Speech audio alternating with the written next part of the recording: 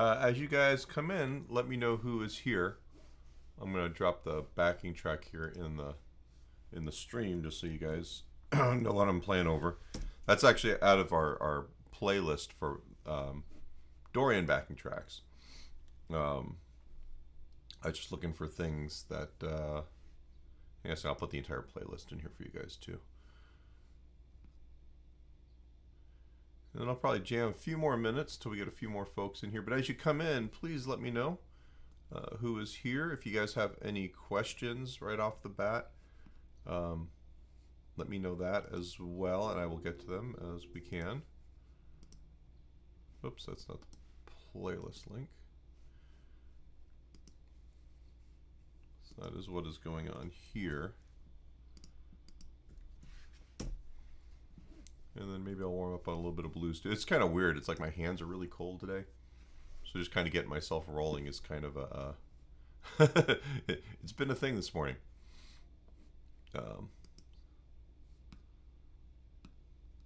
So let's we have a new whoops. Give you guys a taste of that. I did this, what I'm trying to do is I'm trying to do more of these single chord backing tracks. And I did one over E7 a while ago, and I just figured I'd do a new one over A7, just trying to catch all the keys.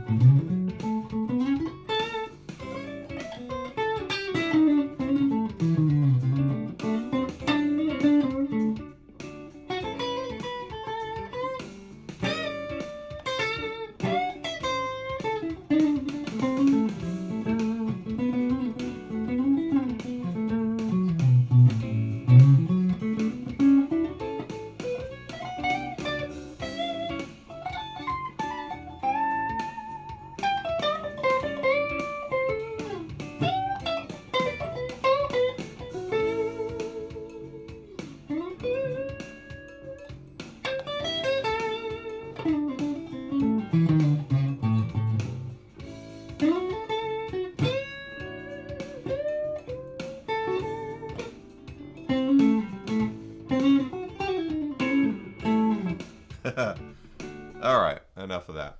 I'll put the link for this one up here too.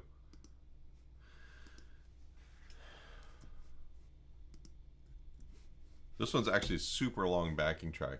I was messing around with lengths and then realized, hey, while the first one was, oops, where did we go? Was just like a 5 or 6 minute thing. This one ended up, I copy and pasted too many times and made it like a half an hour. So if you really want something where you can jam for a very long time, that's probably your best bet. And then the two single chord backing tracks for the dominant chords are here. Okay. We got a few folks in. So what I was thinking of doing today, as far as lesson stuff, is I kind of wanted to go back over the CAGED system stuff. We did, I guess one of the first bigger lessons that I did here on the channel was the CAGED system complete.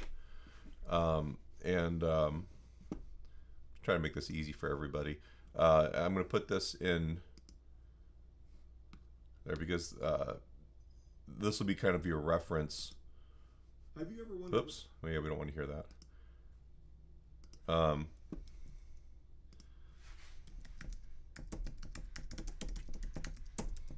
Right.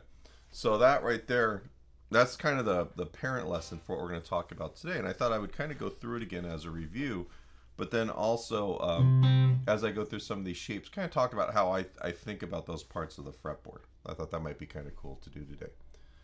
All right, so there's that. If you look, actually I'll have to do it here.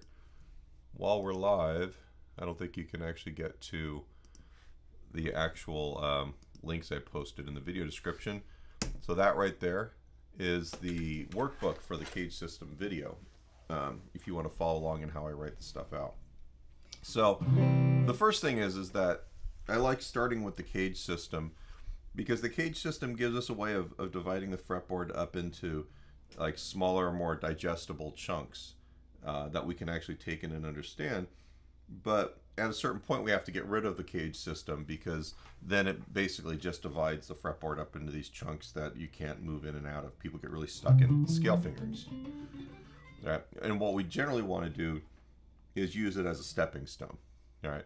And it's a great way to organize it because it's based off of the open chords that most of you learn right off the bat, right? The C chord, A chord, G, E, and D. Now, if you're coming in here and going, wait a second, I don't know those chords, or this is too advanced for me, I'm going to drop a thing in here. And this is the place for you to get caught up, and then you can always come back to this one. This is going to be left up so you can watch this at your leisure, even if you're not here to participate. Anyway, so we've got our CAGED system, right? And most of the time, like when I was taught this stuff, the CAGED system was like, here are 5 scale patterns, right? And there's a loose association with like, well, this is based around the open C chord. So then if we move it up here, there's a major scale there. And then around the A chord, we move that idea up. And here's the scale pattern. What I've always liked to do is to divide this up into root patterns, where what I'll do is I'll take the notes of the chord, and let's get ourselves. So in this case, we'll start with the C chord here, a good old C major. All right, we'll do this in blue, right? So a regular C chord, you know, when you see it on in a beginning book, you know, you've got these notes here, and it looks like this: 1, 3, and X, right? And that's just C major. All right.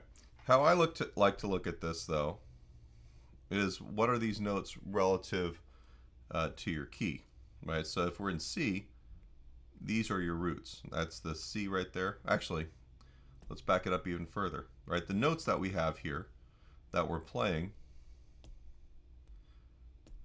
this guy has a C. This is an E. This open string is a G. Here's your C again. And then this is E.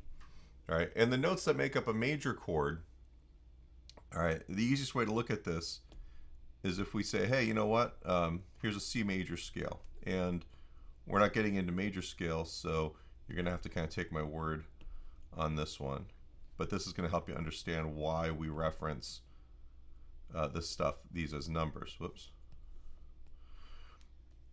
If we number these guys, 1, 2, 3, 4, 5, 6, 7, and we'll say 8 right there. All right, the notes in this that actually give us our chord are the first note of this, the third, and the fifth, right? And those notes actually make up a major chord. And that's what we end up having here in this thing. Now, the thing to remember is that every major scale is going to have a different collection of notes. If we were to do the same thing but say we're going to do it in the key of D, I know that the key of D has 2 sharps, right? And you may or may not know this at this point, but because of this, actually, let me do, we'll do one where there's we'll do it in E, because there's more sharps in this. F sharp, G sharp, A, B, C sharp, D sharp, and then back to E. All right, so then the notes that make up the E major chord, the root, the 3rd, and the 5th notes of the scale, end up being E, G sharp, and B. Right, those are the chord tones based off that root. So you have to remember that when I'm talking in C, everything is a natural note. There's no sharps or flats, which makes it easier to reference things. But when we get into other chords, you might find that without knowing what the notes in that major scale is, it's kind of hard to know what your actual chord tones are going to be. All right, so I'm going to just kind of pause just for a second if you guys have any questions. Coffee.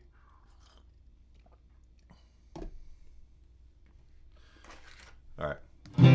So out of this, the way I look at this big mess of stuff right here is a little bit differently. I'm going to call these by their scale degrees, or by those numbers. So this is the root, and typically I'll make root patterns by doing a circle.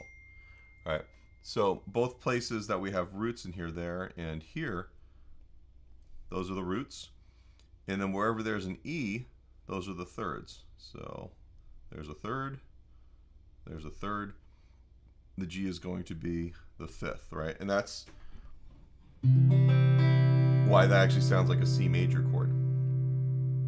Now, one of the tricks about the guitar is that if you just move things up together, it becomes the next chord. But the problem is we have open strings here.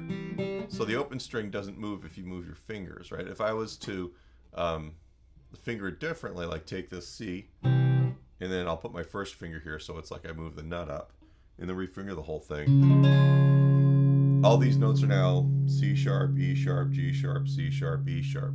And if I move it up one more, then this is D, F sharp, A, D, and then F sharp, right? So that becomes D major, and so on. So once you're able to take a shape, any shape for a chord or a scale or anything like that, and try and as long as you've got all the open strings accounted for, and those notes move up evenly with the rest of the notes, then you've got a movable chord shape, whether it's a power chord, a major chord, a bar chord, a jazz chord, right? I know this is a G7 sharp 5.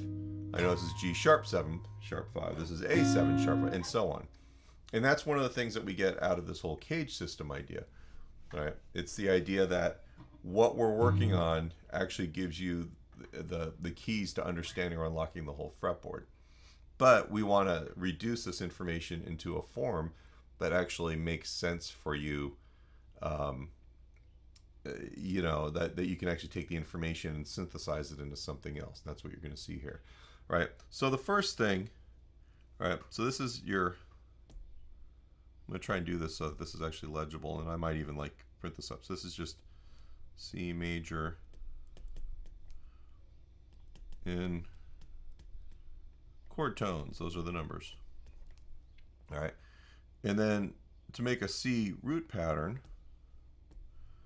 it's just that and that. Those are the two roots. Hey, Charles. How are you doing? Okay, so if I take this C and move it up one fret, it becomes C sharp. And if I move it up one fret, it becomes D. So because I'm making this a little bit of a clearinghouse for all of this fretboard stuff today, I have been dropping in lessons that I've done that will help you with this stuff if any of this stuff doesn't make any sense. And partially this is for the people. I've discovered, I've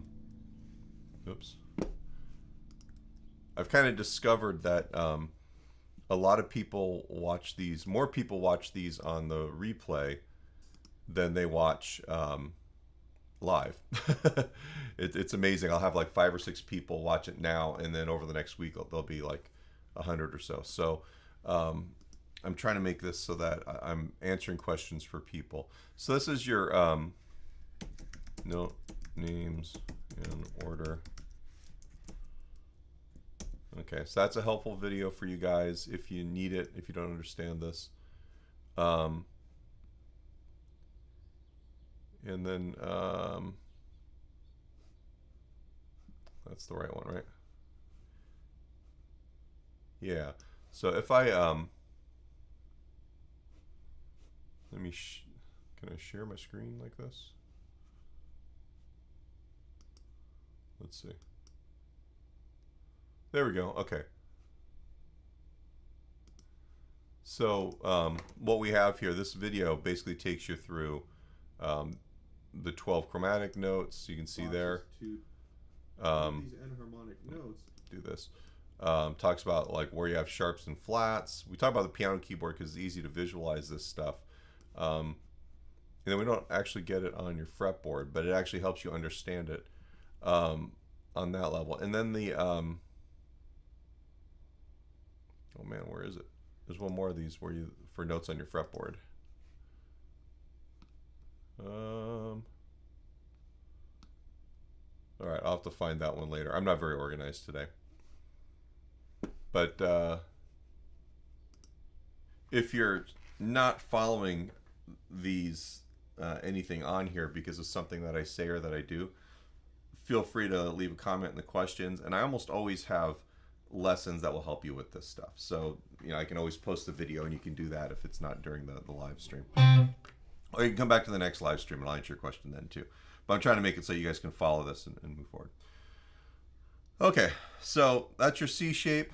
And we know we can take that C shape and move it up the fretboard as needed, right? So C, C sharp, D, D sharp, E. It's always kind of cool to get to the E shape right here, or the E roots, using the C root pattern, because you can always check it. Like you got the open E string here, and then that note with your first finger is the same as the open first string.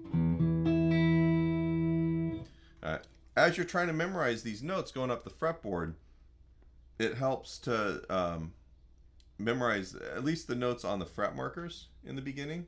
If you can say, hey, this is G and this is C, this is A, D, B, E, C sharp, F sharp. If you can get those memorized, it helps you fill in the rest of the fretboard.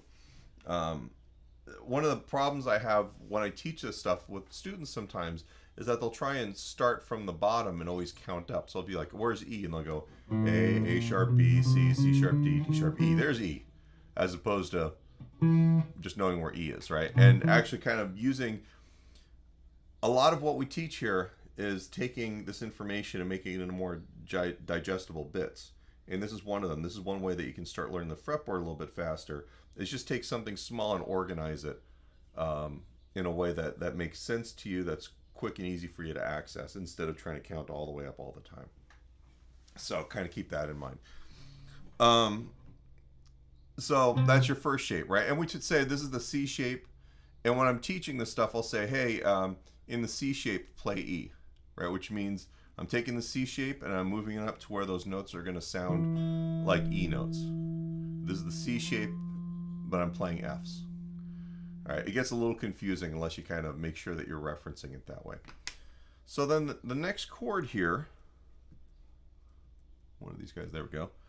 All right, and so because CAGED is basically spelling out the names of the patterns in the order they go up the fretboard, is A. All right, so an A chord usually looks like this. And you know, I usually, you know, and then my fingering is a little bit different than how a lot of people play it, but I like this fingering because it allows me to move from chord to chord real quickly, and because I've got big, giant, fat hands, it keeps me from blocking the open strings on either side of it, so I get a nice, clean sound. All right, but in reality, the notes that we have here, this is your root, this is the fifth, the root, third, and fifth. And out of these, this guy and this guy are the root pattern. All right, so if I was to move that up, that's A sharp, B, C. All right, if I wanted to take this A pattern and move it up to where it's in C, I start there. All right, and let me, so that guy and that guy. Now what you find, if I come back here for a second, is that every note in this CAGED system thing, man, he is really washed out today. All right, is part of two root patterns, right? So this is the C root pattern here, but then this note here is also part of the A pattern. All right, so this note is the same if you're playing C, and it's the same if you're playing A. And if you notice, this note here, same as that note, it just sounds a little bit different because of where it is on the fretboard. All right, so we've got the first two out of the 5 root patterns here. You got the C pattern, you got the A pattern. The next one is G. All right, so G, I want to run out of next stuff here. Actually,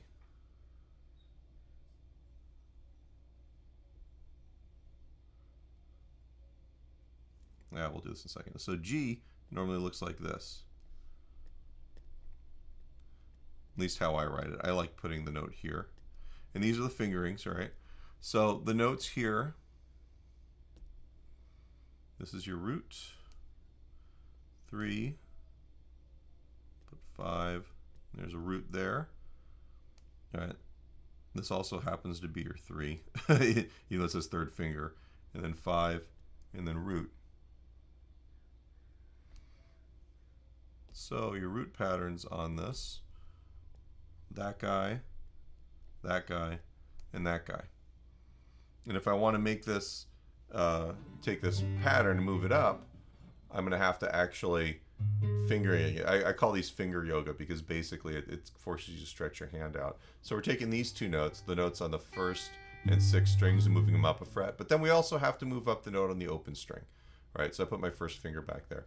See where my thumb is? Most of my students have difficulty with this sort of thing because they have the thumb back there and they're like, I can't reach. Right? If you move your thumb to the center of your hand and then you make the stretch happen with the first finger pointing towards the nut, typically you can get this to happen. I get adults to say, hey, my hands aren't big enough to do this. And the reality is that in my conservatory classes, I've had 8th, 7th graders and even younger play this stuff. It's just about positioning the hand. The other thing is that your hand might not be super flexible in the lateral dimension like this. And that'll just happen with time. So if you work on this stuff, unless you've at some point broken your wrist or you've broken your forearm and it's healed funny, because that's another thing that happens with us adults. We accumulate battle scars. But for the most part, this is really getting things like this is about just working on the stretch over time, and it opens your hand up because we generally don't reach, this way, right? So even if I was to take my hands and line up my pinkies, right, you can see, my fretting hand, which does this all the time, actually stretches wider than this hand, which holds a pick or types most of the time, right? And that's because it's always getting stretched like that. It's all soft tissue, so ultimately you can do this too. It's just a matter of making sure you've got the thumb placement right, that you're got your first finger kind of making the reach happen between those two fingers and not between those two fingers, and you can get there. Me too, Charles. Me too. Okay. Please feel free, comments, questions. Those things kind of help me if I'm skipping or missing something. All right. It's also good to know when I need to tune. One of the things about doing this live stream at like 8:30 in the morning from my garage is that even though the weather is pretty temperate here in California, the temperature change will freak my guitars out. All right, so if we take this guy and we want to make these into C's like we did the other ones, we've gone G in the open position, G sharp, A sharp, B, C. All right, so where my third finger was in the A pattern, that's where my first finger goes for the G pattern. And same thing here. So C, if I put my first finger where my third finger is there, that'll give me the next pattern. Because remember, these always share All right, and then where my third finger is, I put my first finger there for this next pattern. All right, so if I want to, I move that up. And, oops. That's fine. I'll do this in blue. All right. So that is basically where that ends up being for C. And then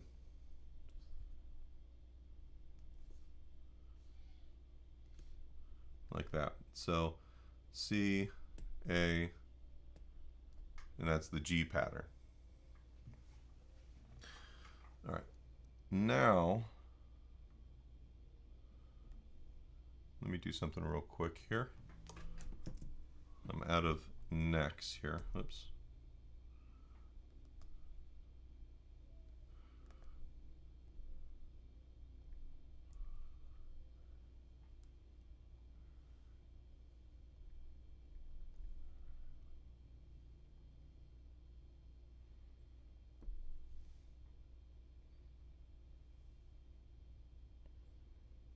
Okay, let's see if this works. Bear with me. Oh, awesome, it does. Okay. All right, so what I'm going to do is in the top neck here, oops. I'm going to put our root patterns that we've done to this point. So this is the C root pattern. All right, and then A is going to be here. And then the blue here, this is the G. Hopefully you can kind of see how these all kind of nest together. This is kind of what we're shooting for. And then the next one is E. So if I was to take an open E chord, and just write that guy here. Once again, our chord tones are root, 5, root, 3, 5, and then root. All right, so what becomes our root pattern, that root there, this root here, and this root there. All right, another one of those finger yoga things, all right, because we have two open strings. So if we want to take this E with all these E notes and move it up a fret, you got F and F. So I'm using my first and second finger, and then I'll use my pinky for the note on the 4th string, 3rd fret. And now we've got both octaves, or all 3 octaves of this. So that's F, F sharp G, G sharp A sharp B, and then this is where C is. All right, so we've moved this up to here for the C's, and then on our big connectograph up here, that's where that is. Okay, and that is E. Now the last one is going to be based off of your open D chord. All right, so let's write Mr. D in there. We'll do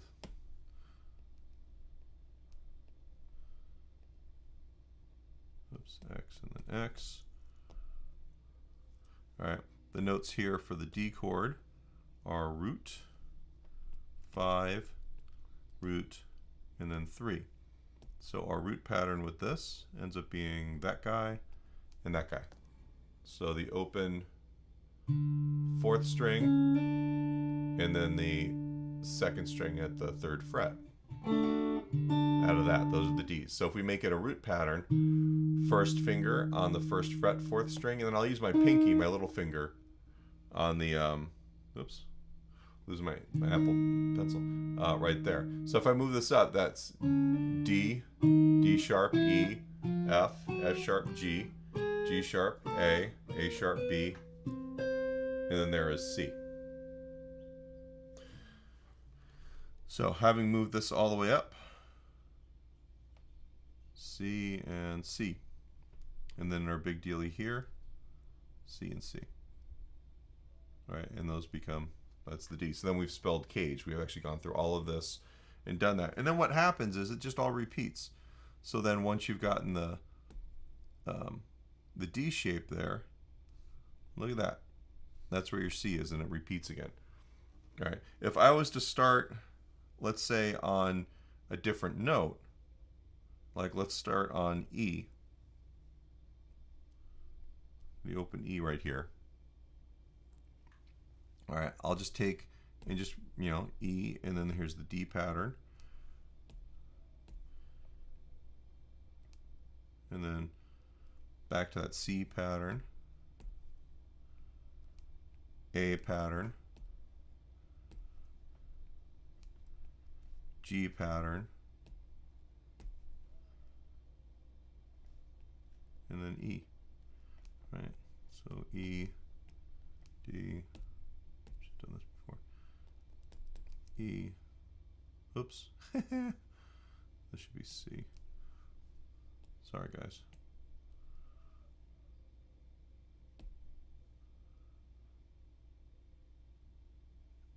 Trying to do this so that like the coloring here helps you too. Okay. All right, and the pattern just kind of goes up the fretboard. You know what I mean? It's one of those things that, like, no matter where you start, this pattern or the sequence will just continue on. So now that you know one place, like we've done this in C's all up the fretboard, it repeats any place. If I want to start on G, or I'll start on F. The lowest F I can find is here on this string, and I know on the 6th string, the place that I've got a note there is here. Whoops. At some point I will. Whoops. I just okay, that note.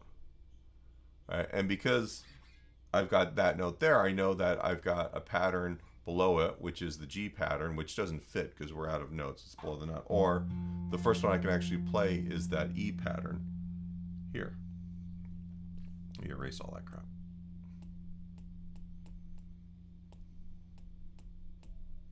All right, so because I start there on the E pattern, D pattern, C, A, G, E, just up the fretboard.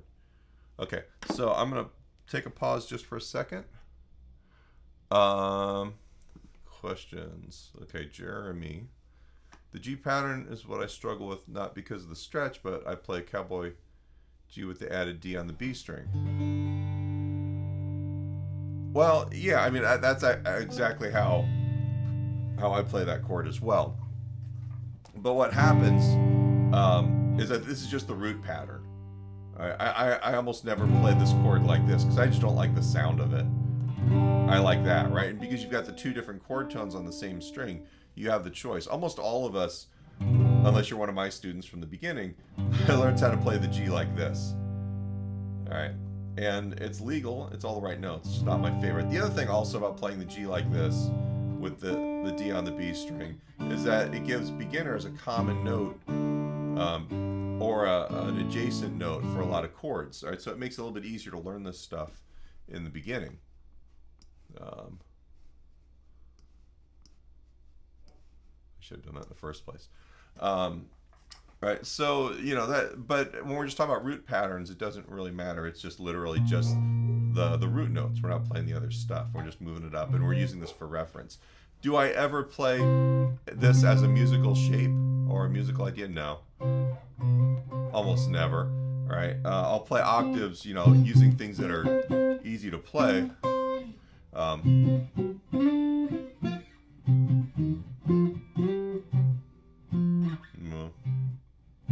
Whatever, but you know, this is basically to get my students to physically feel where those roots are, and then also I like forcing them to use their hands this way because it starts kind of opening things up and getting them used to playing a little bit more efficiently. All right, so that's you know, I don't think that what you have, Jeremy, is a struggle as much as it's just, you know, you're used to playing things one way, and sometimes you have to be more flexible. Let's make everybody cringe. I play this Eagles song all the time, right? And on this song, right, the chords, it goes G, and then C over G, D7 sus4 over G, and then G again. All right, and it's really easy if you finger it with these two fingers here, kind of like what we're doing for this. right? But I wouldn't normally play a chord like this unless there was some specific reason for it. You know, sometimes maybe I'm going for like the Keith Richards thing, right? And I want to get that sound. It's cool for that. But otherwise, I'm there with you on the, you know, I've always called this like the Bon Jovi G chord. It's like the first chord of every power ballad from the 80s. So, life sucks, but it sucks less when you're playing guitar. I have to agree. Playing guitar is always a positive thing. Typically, you don't want to let it get frustrating to the point where you don't like that anymore either. All right, so that's the first batch of stuff here. It's just kind of getting through those patterns. Now, I said, hey, let's talk about what things that I use in a practical sense. And one of them is like, you know, thinking about that, right? With the C shape, one of the things that you find is this chord inversion here. Let me give you, so like if we've got the C down here, and I was just doing it like the whole kind of fake Keith Richards open G thing, but if I move it up here, right, I use that chord inversion a lot, right? So this is an F right now. It's the root, fifth, and third, right? And you see a lot of, right, and that comes out of the C shape, right? So if you think about the, you know, any of those Rolling Stones tunes, anything in open G,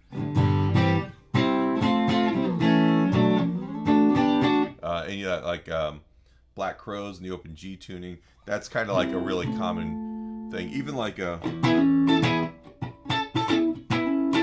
Long Train Running, or All Right Now by Free, Slide It In by Whitesnake. Slide it in. Probably lost everybody on that reference.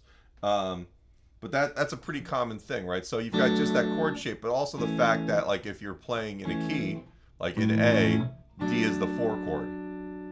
Right? And that's kind of like that whole like Rolling Stones, I think the Who, it's a real popular thing. So if we're in this G shape, for instance, oops, that's a really nice sound. But also, then you're in the place where you've got like your major pentatonic, based off of the like the home position major pentatonic that we almost always learn first for major pentatonics. So you have, right, it's all part of that little fretboard tableau there. Hang on a second, there's noise outside. Let me just Cat Stevens and Paul Simon songs that do that too. Actually, I'm sure probably actually the Cat Stevens song is it Father and Son, I think, does that, now that I'm thinking about it. So that's the first thing is the idea that like in the C shape, you know, one of the things that I see from that is this little part of it ends up being really useful when we're playing rhythm guitar. You know, we've got all of that kind of movement that happens there, and it's usually the 1 chord to the 4 chord in whatever, you know, whatever key you got there. All right. Also, like if I'm in G, right, I need to go G to D instead of going G to D up here or G to D up here. G, right, and then I'm just using that shape right there because this is the the root, 3rd and 5th of the T, and it's a very smooth chord movement. Right, and that's actually just out of your C shape.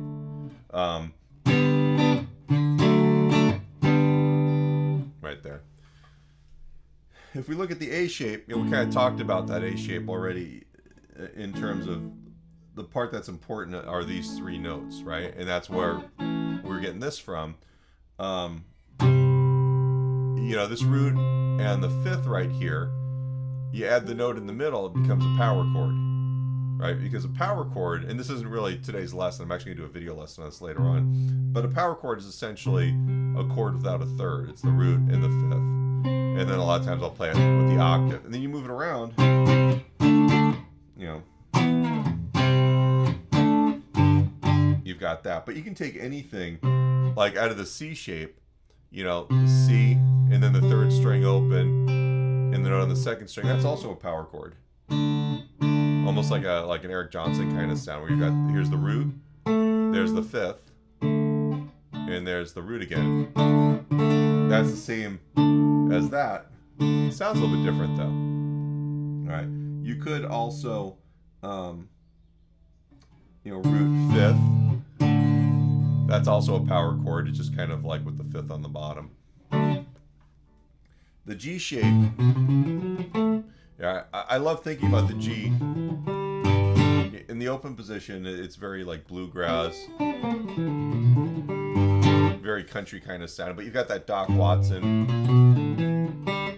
kind of lick right there, where it's the third fret, and then you play the second or the fifth string open, 1 and 2, and what that's doing is going root 2, flat 3 3, and then the next string, the D string, fourth string, open, second fret, open, which is the 5 6 5 out of the scale, and then the first string open.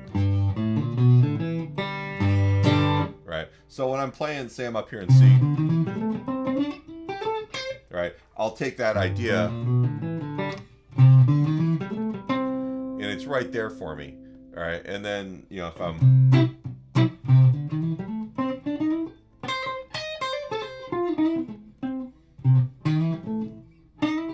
right, I can also kind of turn that into, hey, here's like a blues lick.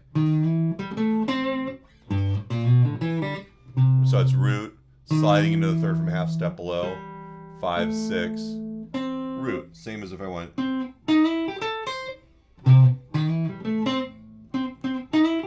Or bluegrass Doc Watson land.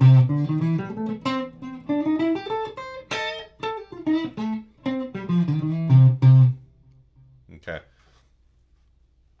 This is not, I'm kind of like babbling a little bit with this stuff, but I love taking things that are basically abstract and theoretical and giving it something real world to attach it to that makes sense, that helps me remember it. And I try and do this with my students too. I have a friend that when we were younger, we used to play in rock bands and produce other people's records and stuff, and we always had this it's like a verbal shorthand how we would describe sounds. Like if we're talking about two guitar players playing power chords like this and doubling it, we would call it Judas Priesting it. Like the band Judas Priest, right? You know, you just basically, for me to learn a lot of this information, one of the best things that I can do is take that information and attach it to something that's not musical or is in a different realm somehow, right? That's why reading music is really good for people when they're getting started, because they're having to learn about rhythms and dynamics and pitch names and all that stuff on the paper, and then turn those instructions on the paper into music on the instrument. That's why I have people verbalize their theory while they're playing it, or count out loud while they're playing rhythms, right? Because it really it trains your brain, because at the core of it, your brain is the instrument, and we talk about this all the time. And I love having people. Another video for you guys to watch. Today's all about stuff that I think is helpful. And so there's a guy named Hal Galper, and if you know me at all, you know that what he talks about in this, I'm going to post the link here, is kind of central to how I teach, especially lately in recent years. He talks about your physical instrument is an illusion, really. Your real instrument is your brain, how you hear things, how you're able to imagine music, how you understand it and organize it. And your physical instrument, whether it's guitar or piano or your voice or whatever it is that is really just the conduit for getting what's in your brain out into the world. And when you practice music, it's so much of this is about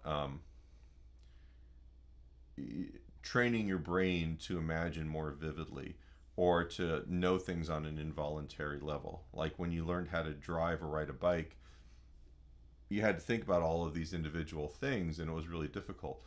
But at a certain point, it just becomes how you do it, almost as easy and as involuntary as breathing. And music generally has to be on that level. I teach all of this stuff in a kind of theoretical way because we have to get you to understand what this stuff is. But then we also have to attach it to music. We have to make sure that you have a way of relating it to something that makes sense musically, because at the end of the day, this is all supposed to be there to help you make music. And in doing that, if we can actually take a bit of a song or a musical concept that you're already familiar with and use this to organize that thought, then you're going to grab it a lot quicker. I don't think about note names when I'm improvising. I don't think about counting rhythms for the most part. I play, but I'm able to do that because I've spent all this time organizing this stuff and internalizing it so that I know how it feels to play eighth notes. I know how it feels to play other subdivisions. I know how it feels to alternate pick. My brain hears what a major scale should sound like when I'm going up it, right? But in order to be able to use all that stuff, it's not about just getting your fingers to make these patterns on the fretboard and then you can make music. The key thing is actually getting your brain to understand it, right? The technical part of it ends up coming as a secondary function of all of this stuff. And as guitar players, we get stuck on that. Like, when I was a kid, I would spend hours every day just practicing scales, right? And I never really understood why I was practicing scales. I just thought if I practiced those scales enough, I'd be good at playing music. And that makes absolutely no sense, especially as an adult. Regardless of being a musician, even just being a parent, you kind of understand that there needs to be a purpose to what you're doing. You need to understand what that purpose is. Or you need to be working with someone who understands what that purpose is that's guiding you. And that's kind of the hard part, because practice never makes perfect. Practice makes permanent. And that becomes a problem if you're practicing things incorrectly, because then it's really hard to break out of habits. And this is what, if I go back to something like this, Jeremy's comment here about what he struggles with, he's used to doing things a certain way. All right. And we all have that. And then having to change it is hard. If you get used to changing things on a regular basis, then you have the kind of the flexibility to learn new things quicker. And that's, I guess, what we shoot for. I have students that have been playing guitar really longer than I've been alive. And they've been playing guitar a certain way for so long that giving them new concepts or new techniques ends up being hard, because we have to break everything down. We have to deconstruct what they do, get them to accept the fact that we're starting over again. And not because I'm a complete masochist, which maybe I am, but because, we have to get used to this idea that you have to be flexible with this stuff, and you have to learn it to the point where you don't think about it. It just is what it is physically. I'm sure everyone's gotten to that point with some part of their music where they can just play a song effortlessly and you're not thinking about it. Or if you're singing and playing guitar, typically you don't think about playing the guitar because you're too busy singing, right? And you've had to work to get to the guitar or the rhythm guitar part to that point where you're not consciously focused on it. These are the things that kind of guide how I teach this stuff, because at the end of the day, they're showing you this information, and then there's giving you this information in a way that's actually useful, in a structure that allows you to kind of move forward with your playing. All right, I'm gonna be quiet just for a minute. I'm gonna get some coffee. If you guys have questions, comments, want to throw virtual apples at me,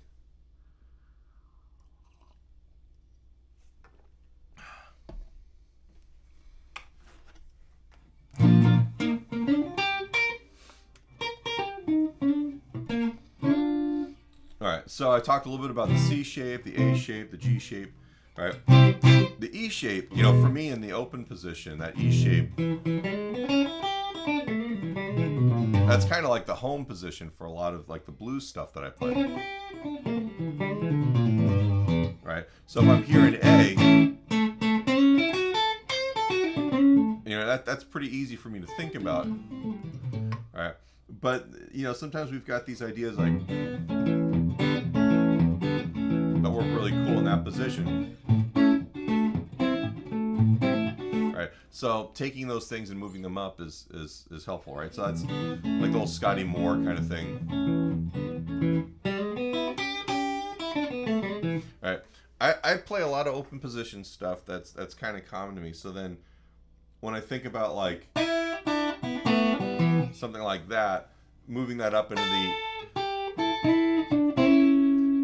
that position is not too hard for me, but it can be a little bit of a stretch. I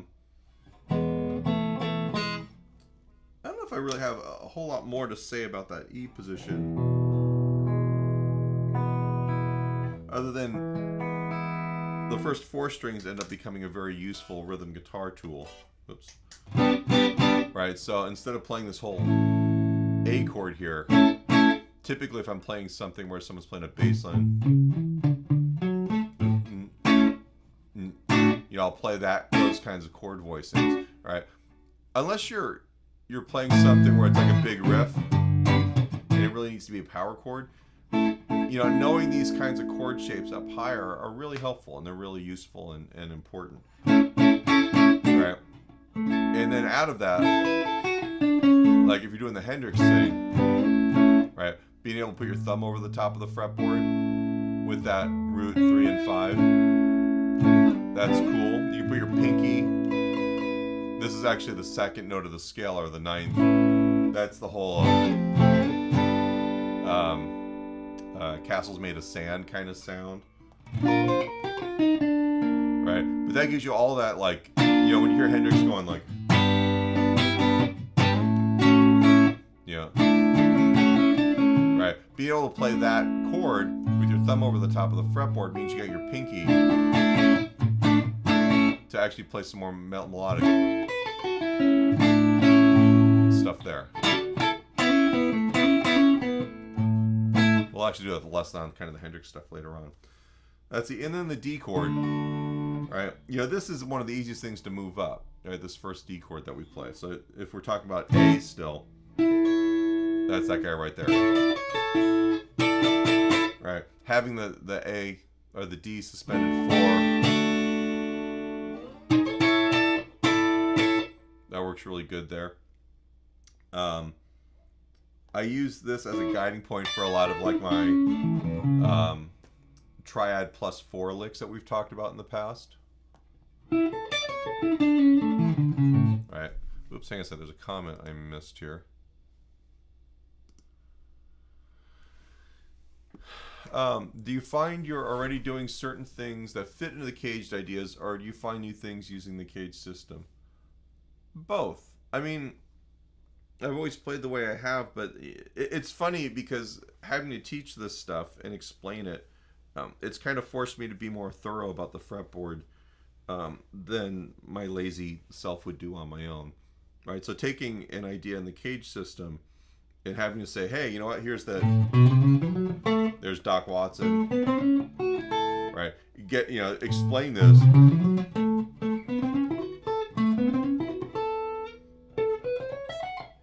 Right, being able to do that, suddenly I'm seeing the fretboard more completely, and that's one of those things I try and get my students to do is to use that cage system and your understanding of how this stuff lays out as a way to take an idea that you're familiar with and learn it all over the fretboard. So it's not just that physical shape, but then you're able to find that melody, that melodic idea anywhere on the fretboard, and then it starts opening up other possibilities. So that's one of the nice things about that.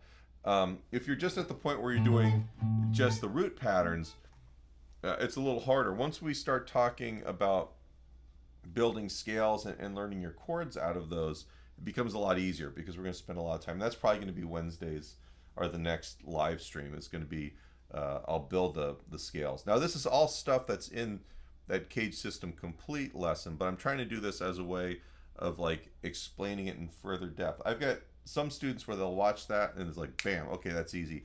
Then I've got students where a little bit of explanation helps, or a little bit of extra visualization. So that's part of what I'm doing here. So I'm basically taking each of the ideas in my Fretboard series and explaining them out with a little bit more practical detail and allowing people to ask questions. So if you want to know what we're doing live stream wise for a while, look at the the CAGED system playlist, and that's kind of the order things will go in. And then you can definitely ask questions about those things. I'm still going to do other stuff too.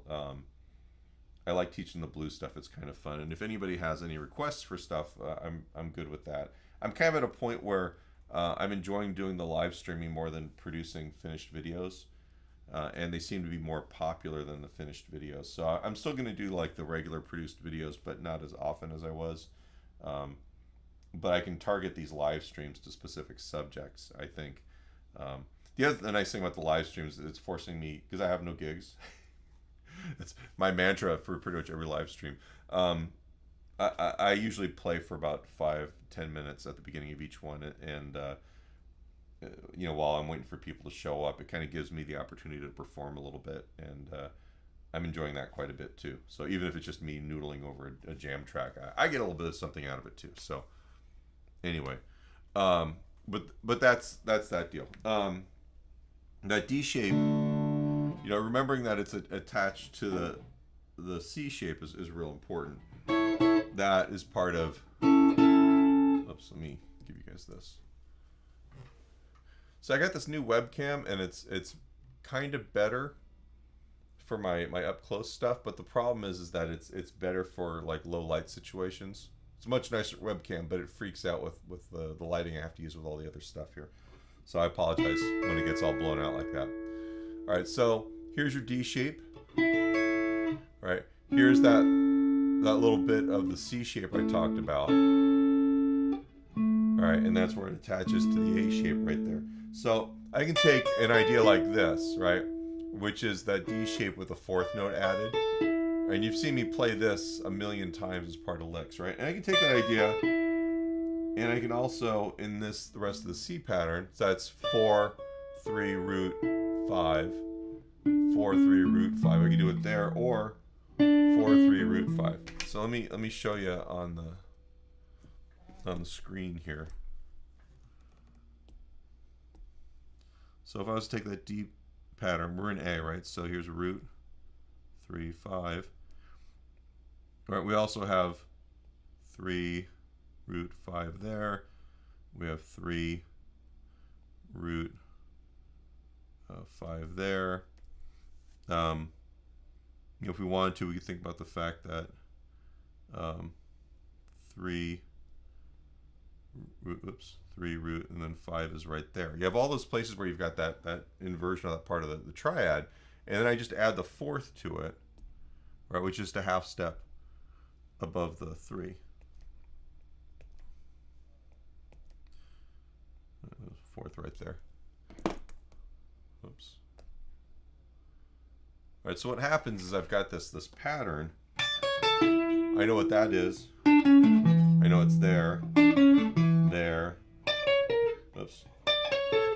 There. I can even play the open string. So say I was playing over, let me find an A major backing track.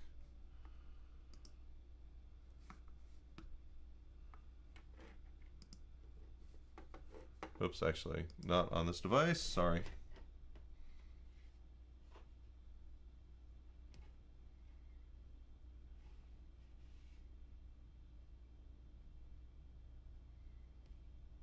It is in A major. Okay, and actually, I have to do these on my phone. Whoops. Here's the backing track here for you guys to try this over. This is the playlist, so it's in all the keys.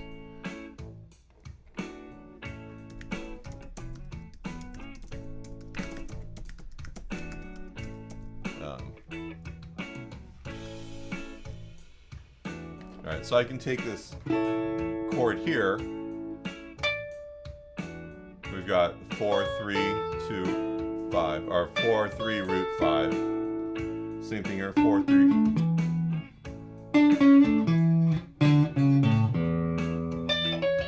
So all those places. So even if I'm just soloing, right, I can just take those ideas and move them all over the place.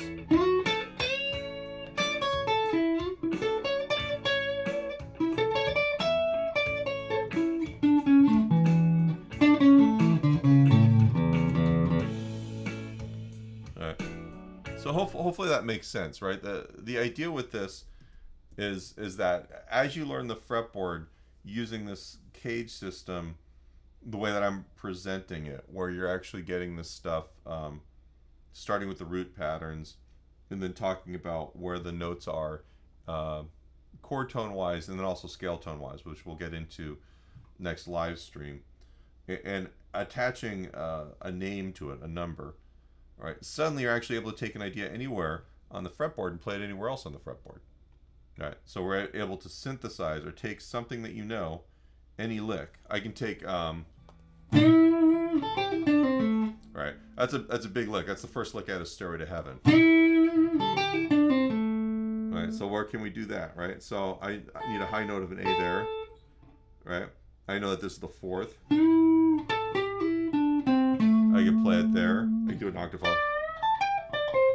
I can do it there. I got the A here. I'm betting the 4th. Give me a second. I'm having brain. I could do it like that if I wanted to.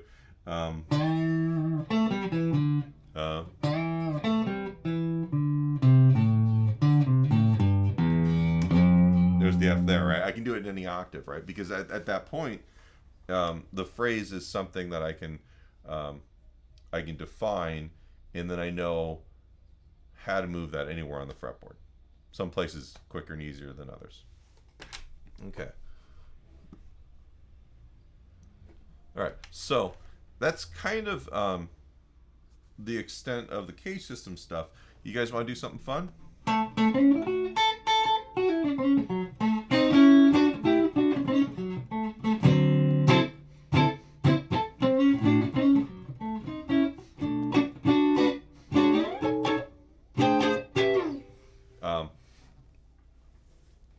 I've been talking about the blues and the jump blues stuff. And one of the things that I love doing with that is trying to make my guitar sound like a horn section by playing multiple notes.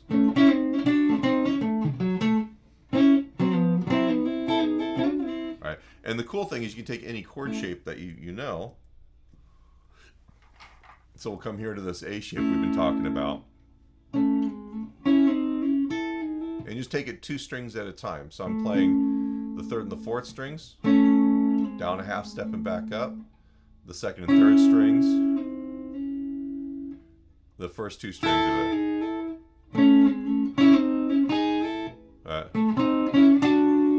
Right. So a lot of times when we're playing any kind of blues or rock or soul or anything like that, we end up having this 1 chord to 4 chord, kind of like what we're doing down here with the Rolling Stones idea. Right, that idea can be found there, but when we play these licks, right, I can play all this stuff in A, but if I'm just playing the notes of the A chord, that's kind of boring. But if I use that D or that 4 chord there, it takes it just far enough away from the basic harmony so that when you do play the chord tones again, you feel resolved. Right, so there's the first 2 strings on the 5th fret as part of that A chord. Right, and I've got the D shape here barred with my 3rd finger. 2nd and 3rd strings, and then the 4th string. I use that move quite a bit. And then I'm taking the notes from the 2nd and 3rd strings of the A chord. So 2nd finger, 1st finger. And I'm starting a half step below. I'm sliding into that. And end on the root right there. I use this idea.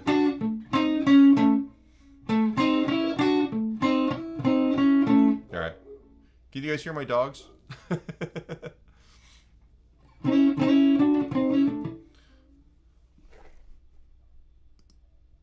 Charles says Jailhouse Rock.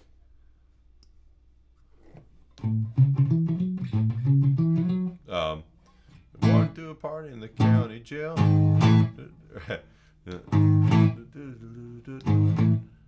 And then it does the.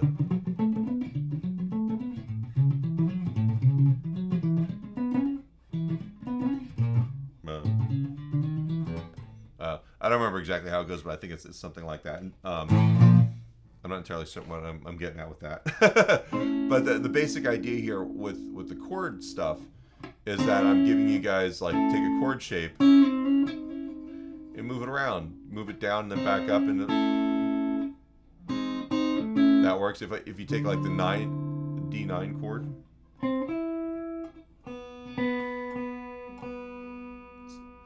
I love taking this chord and not playing the root right here, but I'll play it this way. Right? And if I've got this, so it's D9, my first finger's on the 4th fret on the 4th string, and then I'm barring my second finger on the 5th fret on the first 3 strings. I can also reach up here and grab the 13th. That gives us good melody, but also what's happening there is I'm just doing the same thing I did on the A chord. I'm just moving the stuff down a fret and back up. All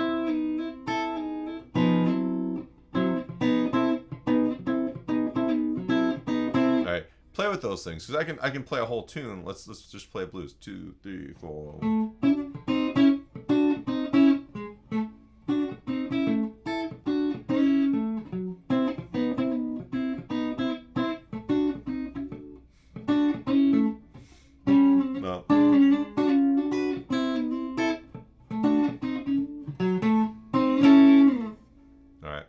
And all I've done is I've just kind of manipulated the chord shapes physically. Okay, I'm gonna pause just for a second. I've been kind of yammering. You guys have any other questions? That's kind of one of my, like, when I'm playing stuff.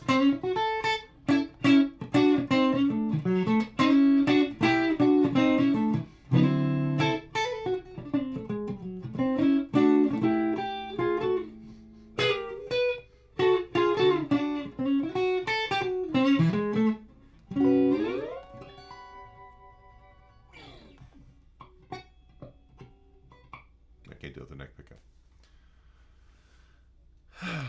Cool. Okay. I'm probably gonna call it at this point, unless you guys have anything you have specific.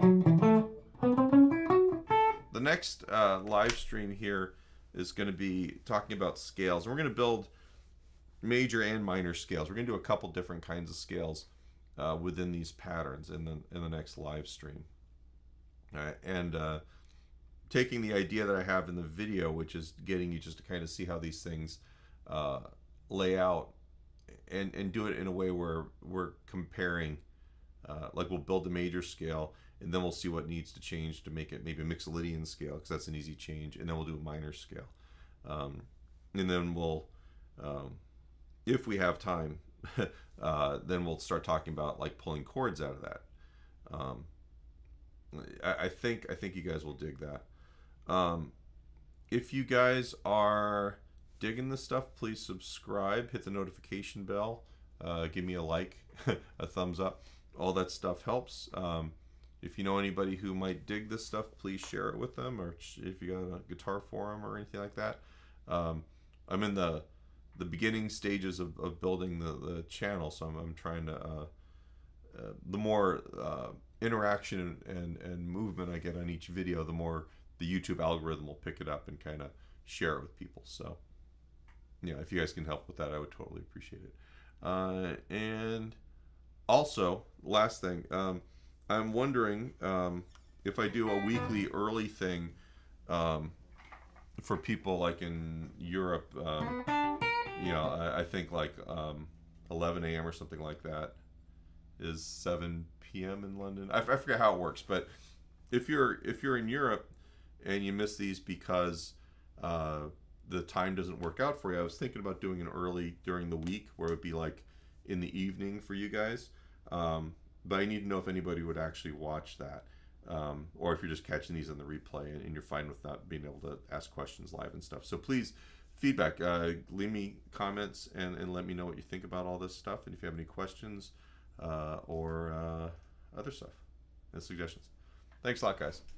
Have a good weekend.